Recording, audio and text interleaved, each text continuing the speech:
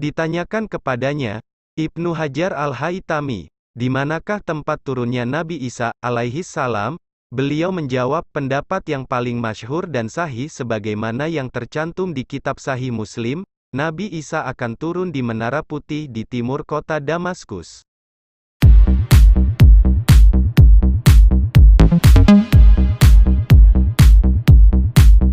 Assalamualaikum warahmatullahi wabarakatuh. Apa kabar teman-teman? Selamat datang kembali di channel Bismillah Sukses. Pertama-tama marilah kita panjatkan puji dan syukur kehadirat Allah Subhanahu wa Ta'ala, berkat limpahan rahmat serta nikmatnya, sehingga saat ini kita ada dalam keadaan sehat walafiat, tanpa kekurangan suatu apapun. Tidak lupa sholawat serta salam, kita curahkan kepada junjungan kita Nabi Muhammad Shallallahu Alaihi Wasallam. Beliau yang telah membawa kita keluar dari zaman kegelapan, menuju zaman yang terang benderang seperti saat ini, dalam keadaan Islam. Semoga di hari akhir kelak, syafaat beliau sampai kepada para keluarganya, sahabatnya, dan para pengikutnya, termasuk kita semua. Amin ya robbal alamin. Pembebasan kota Damaskus terjadi dalam waktu yang istimewa, yaitu bertepatan dengan bulan Rajab, tepatnya tanggal 15 bulan Rajab tahun 15 Hijriah.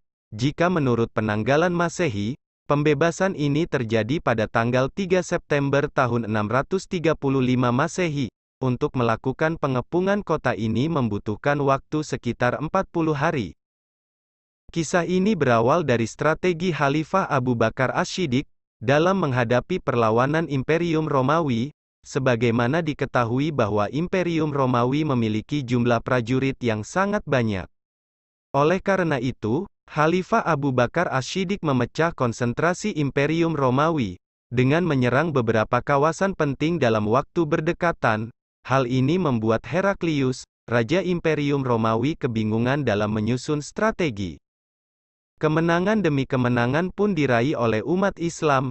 Sayangnya, Khalifah Abu Bakar Ash-Shiddiq wafat sebelum terjadinya pembebasan kota Damaskus. Kemudian, ia digantikan oleh Umar bin Khattab sebagai khalifah.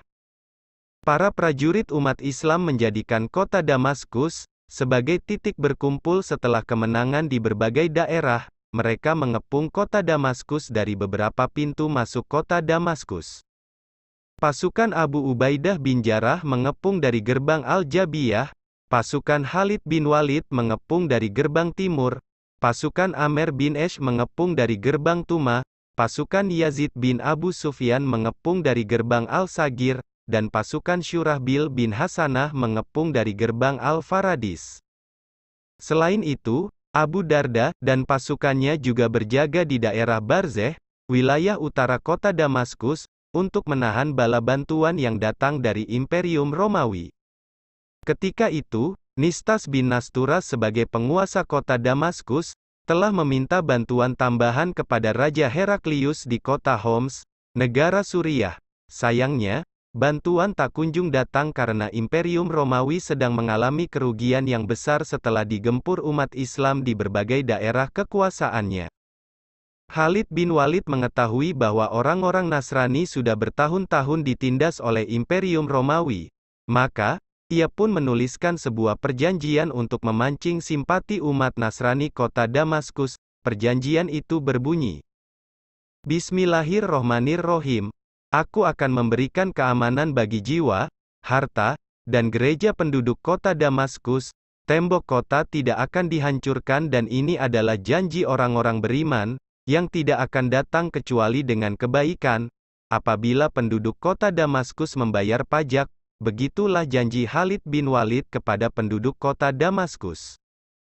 Pasukan umat Islam terus bersabar, menunggu waktu yang tepat untuk menyerbu kota Damaskus. Hingga suatu malam, Nistas bin Nasturas mengumpulkan penduduk kota Damaskus, untuk merayakan kelahiran salah satu anaknya.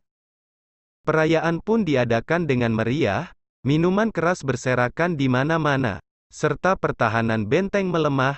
Kabar ini disampaikan oleh salah satu pendeta Nasrani, kepada Khalid bin Walid yang menginap di gereja di luar tembok kota Damaskus. Khalid bin Walid pun menyelinap masuk dengan memanjat tembok kota Damaskus. Dengan cekatan ia dan beberapa pasukannya membuka pintu gerbang timur agar pasukan umat Islam dapat masuk. Hal yang sama juga dilakukan oleh Abu Ubaidah bin Jarrah dan kelompok pasukan yang lain di berbagai gerbang kota Damaskus. Pasukan umat Islam pun masuk ke dalam kota Damaskus setelah mendengarkan pekikan takbir dari pasukan pembuka gerbang. Terkaget-kagetlah penduduk kota Damaskus yang sedang terlena dengan minuman keras mereka, hingga mereka tidak mampu menghadapi pasukan umat Islam dengan pedang-pedang mereka. Akhirnya, penduduk kota Damaskus memilih untuk berakat damai dengan pasukan umat Islam, sehingga tidak terjadi peperangan di kota Damaskus. Kemudian, umat Islam meminta bagian barat gereja Yohanes Sang Pembaptis sebagai masjid bagi umat Islam, sedangkan bagian yang lain tetap digunakan sebagai gereja tempat umat Nasrani beribadah. Nantinya masjid ini kita kenal dengan Masjid Umawi, salah satu masjid terbesar di negara Suriah. Kota Damaskus adalah kota yang dikabarkan oleh Rasulullah sebagai kawasan yang di dekatnya nanti akan turun Nabi Isa di akhir zaman. Ibnu Katsir berkata, "Saya telah melihat pada sebagian kitab, sesungguhnya dia akan turun di Menara Putih sebelah timur Masjid Jami Damaskus." Kemudian Ibnu Katsir berkata lagi, barangkali inilah pendapat yang lebih terpelihara, sebab di Damaskus tidak dikenal ada menara di bagian timur selain menara yang terdapat di sisi Masjid Jami Al-Umawi di Damaskus. Ada beberapa pelajaran penting yang bisa kita dapatkan dari kisah tadi.